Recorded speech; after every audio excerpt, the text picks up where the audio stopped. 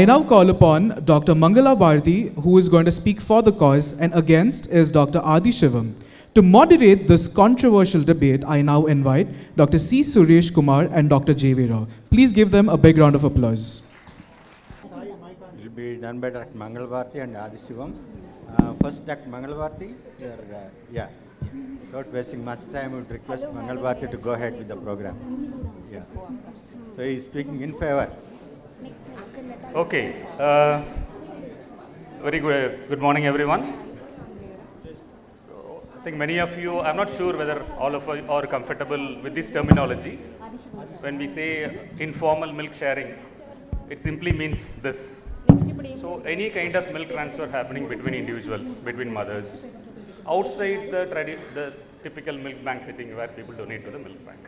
That is called as an informal milk bank setting. And I have been asked today to speak for promoting informal milk bank, informal milk donation. So that too within a time frame of 10 minutes, and the clock's already, 1 minute is already over.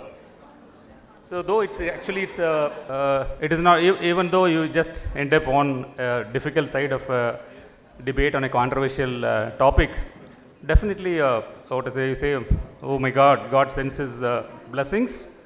And I have a big blessing today. The biggest blessing is that I have a gentleman as my opponent. So Professor Adi Shivam from ZIPMA is such a perfect, well-learned and very experienced gentleman. The major concerns all these bodies have for not recommending informal milk sharing, or I can summarize them into one of these four. The first, they're worried about transmission of infections, primarily things like HIV, hepatitis B. And they're worried about drug abuses, alcoholism and smoking kind of habits in mothers which can get transmitted, affect the baby.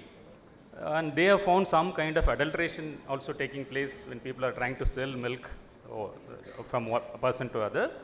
And how it's going to be collected, how it's going to be stored, as it is not coming under the purview of the human milk bank. It looks like it is more prone for contamination. It might increase the incidence of infections. These are the major concerns.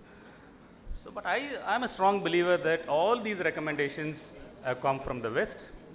We have a lot of experience in many aspects in medicine where we believe that one size doesn't fit all, and we may have to look things at our own perspective.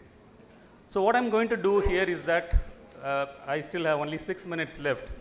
So one advantage, another advantage of speaking first, being a prosecution rather than the defendant, is that I don't need to say any answers, right? The purpose or what the prosecution is supposed to do is to raise questions. I'm just going to raise some 10 questions for Dr. Adi Shivam to answer, and I will leave it to the defendant to answer those questions, and then we'll try to get into a consensus. So the best is mother's own milk, no doubt about it. And the best alternative we all know is coming, the pasteurized donor human milk here. So the first question is that, we all know that the two steps are very clear. In India, considering we have heard so many lectures since morning, the extent of this problems related to lactation, where there is a need for support, where we do not have enough breast milk available, and people are looking for additional breast milk availability. Do we have enough support systems or services available in India to provide milk from a human milk bank coming from milk for everybody? I know that actually Sushena is doing a wonderful job. The number of milk banks is increasing. You know, that's on date, whatever I read, it's around 100 and counting the number of human milk banks. So how many neonatal units are there in this country? How many newborns are facing the problem in lactation? Do you think these 100 milk banks will be able to cater to the whole of India and solve the problem of lactation? That's question number one for Dr. Adi to answer. So the second very interesting question is that, okay, I know that actually the first milk bank got established in the year 1989, and our milk bank got established some 15 years back. I do see a lot of seniors here sitting stalwarts who have done a lot of work in saving these newborns. So did we not try to provide human milk bank before the milk bank started coming in?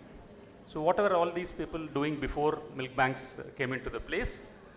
We were collecting milk in the postnatal wards from other mothers and we are giving it to the decade beneficiaries without going through the process of pasteurization.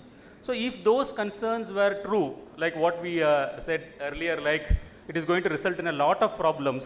So what is the anecdotal experience about the seniors sitting here? So did they face problems of increased incidence of sepsis, increased transmission of these viruses or HIV or hepatitis B, other problems when they were in the era where there was no human milk bank? I'll leave it to your concerns. Also, is this the only magic bullet? Are there any concerns? For one time I'm skipping that. We know that actually this simple process of pasteurization causes a lots of damage, especially to the protein component, which is mainly important for when we talk about neurodevelopment, which is our primary concern, the magic selling factor of human milk. So again, a quick look, you see something like more than 50% damage to most of the main factors when we do the simple process of pasteurization. So the reviews, when they compare donated or pasteurized human milk against formula, very surprising, the growth rates